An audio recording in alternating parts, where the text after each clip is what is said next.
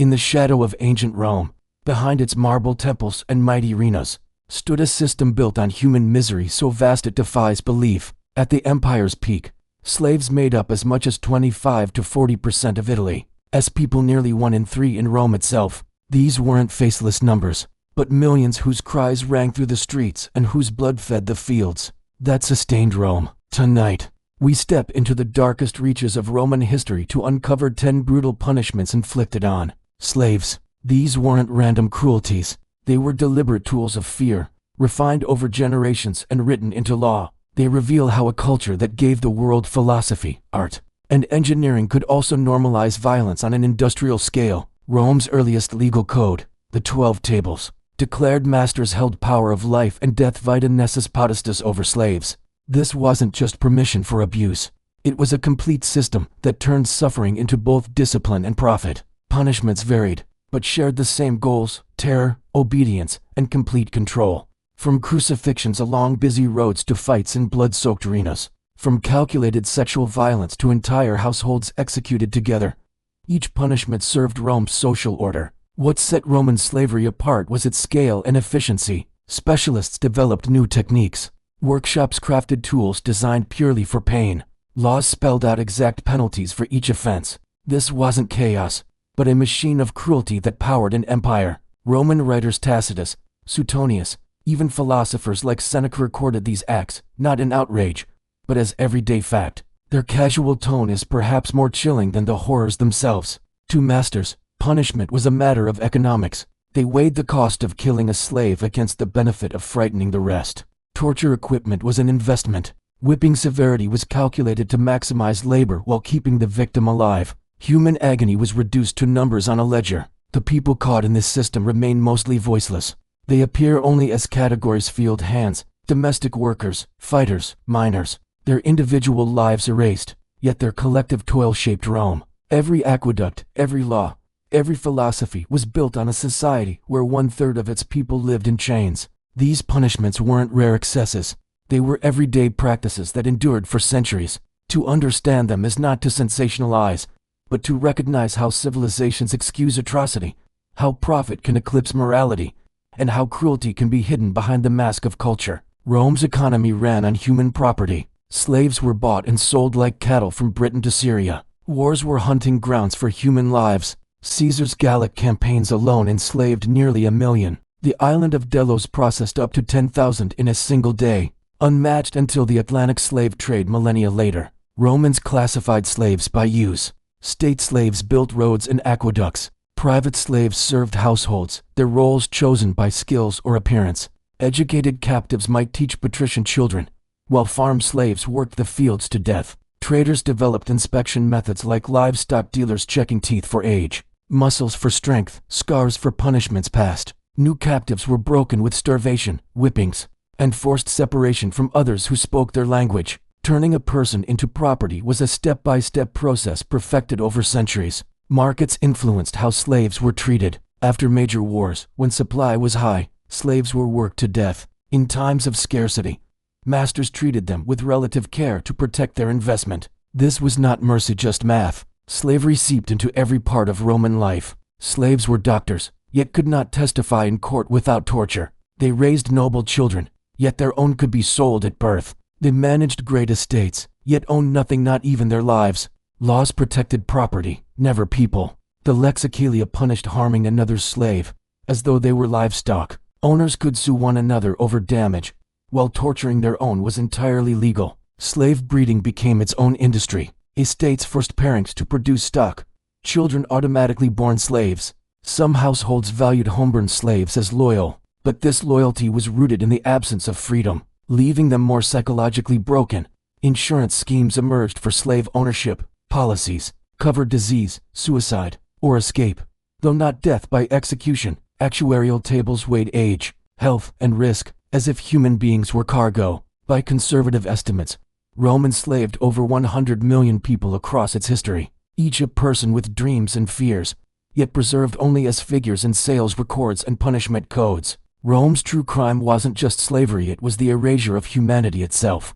For Rome, it was both penalty and spectacle. Known as serval supplicium, the slave as penalty, It was banned for Roman citizens but inflicted on slaves to mark their low status even in death. Crucifixion was designed for pain, humiliation, and spectacle. Victims were whipped nearly to death, then forced to march through crowded streets carrying the heavy crossbeam, while bleeding and collapsing under jeers. This parade itself was a message: defiance ends here. Archaeology shows the cruel precision of the process.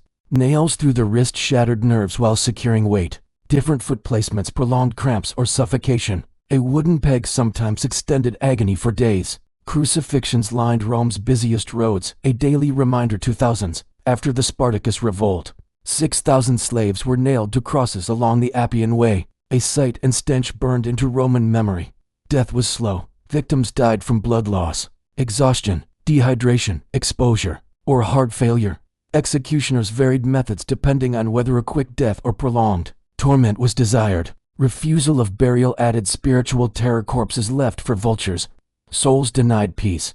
Families who tried to recover bodies risked death themselves. Survivors were rare. Josephus described 3 friends removed alive from their crosses. 2 died anyway, the survivor crippled for life. Others suffered variations: hung upside down, impaled, or raped before being nailed to the wood. Children crucified at eye level forced parents to watch their deaths. Sometimes slaves were made to build the crosses, drive the nails, or break the legs of those beside them. Cruelty extended beyond pain into the destruction of solidarity itself. The amphitheater carried this spectacle to its height. Gladiators trained for years, but condemned slaves faced death instantly. Untrained and ill-equipped, they were sent into hopeless combat against professionals, serving as living props in a show where the outcome was never in doubt. Noon executions became set pieces of mythological theater. Victims cast as Icarus, Orpheus, or Prometheus, dying in ways that mirrored ancient stories. Animal hunts added layers of horror. Slaves were sewn into skins, torn by lions, mauled by trained bears, or raped by animals in performances Romans called spectacular. Women and children weren't spared. Young boys dangled above arenas until fear broke them, then thrown to beasts. Records show the scale of slaughter. Entire shipments of slaves supplied the games. Governors competed for creativity in execution methods. Families attended as if to a festival. Household mosaics depicted the kills. Poetry celebrated them. For Rome, death was not tragedy, but entertainment. Survivors, when there were any, often envied the dead, mangled, scarred, and haunted. They could not work and were left to starve or kill themselves. Survival was another kind of sentence. Roman ingenuity showed its cruelty in the phlegma whip, engineered not to punish, but to destroy flesh. Leather strands embedded with bone, lead, or hooks ripped skin, bruised organs, and tore muscle from bone. Manuals taught soldiers where to strike: kidneys, joints, spine.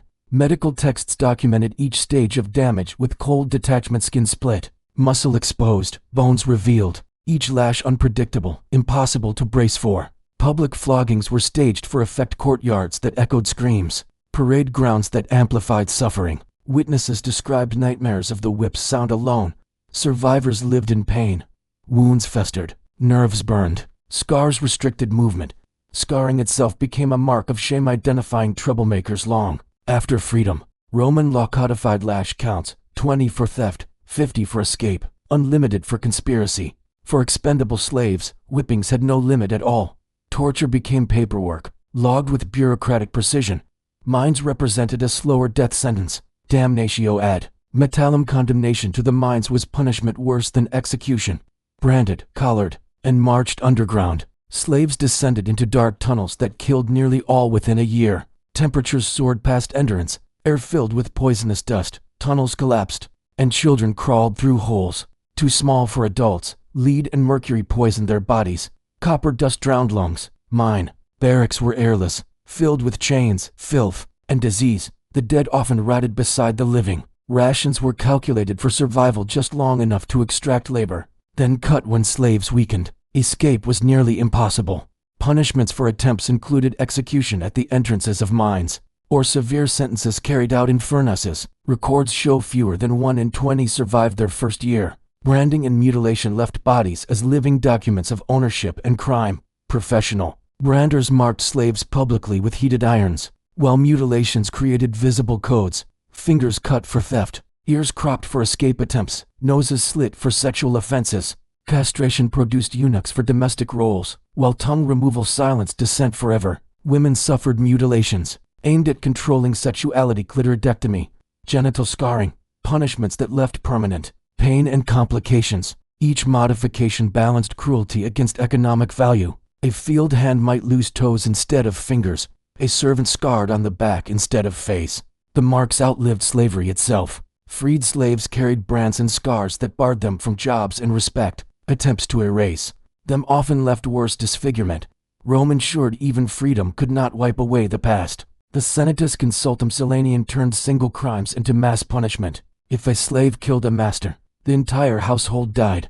This included children, elderly, even those away at the time. In 61 CE, after a prefect was murdered, all 400 of his slaves were executed. Public protests changed nothing. Troops oversaw the slaughter. Families who had served loyally for decades died. Alongside strangers, execution methods varied: crucifixion, burning, or feeding to beasts chosen randomly to heighten terror. Parents watched children killed first. Lovers separated. The law's purpose was not justice, but terror. By making all slaves responsible for each other, Rome turned communities into surveillance systems, sowing mistrust and fear.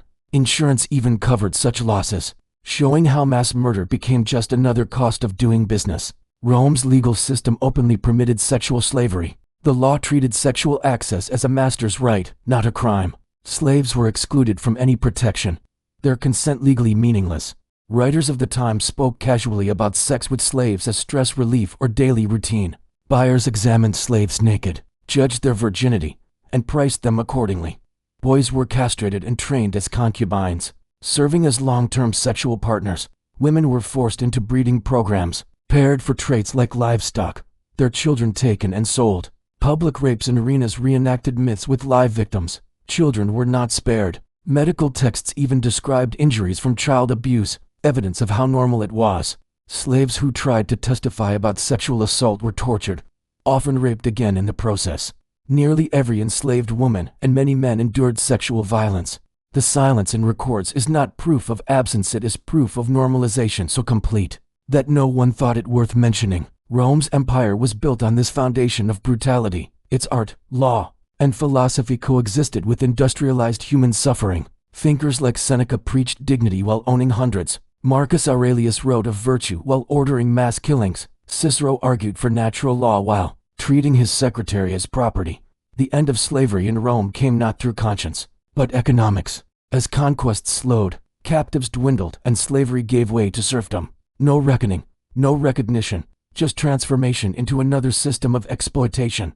The silence of Rome's slaves remains its darkest legacy. Their names, voices, and stories erased so completely we must search for meaning in the gaps left behind. Their suffering warns us that civilization and cruelty are not opposites, they can grow side by side. Rome reminds us that progress and atrocity can share the same soil. To remember them is not just history, it is a warning that when societies reduce people to property, when law defends injustice, when suffering becomes normal, the path from civilization to barbarity is frighteningly short.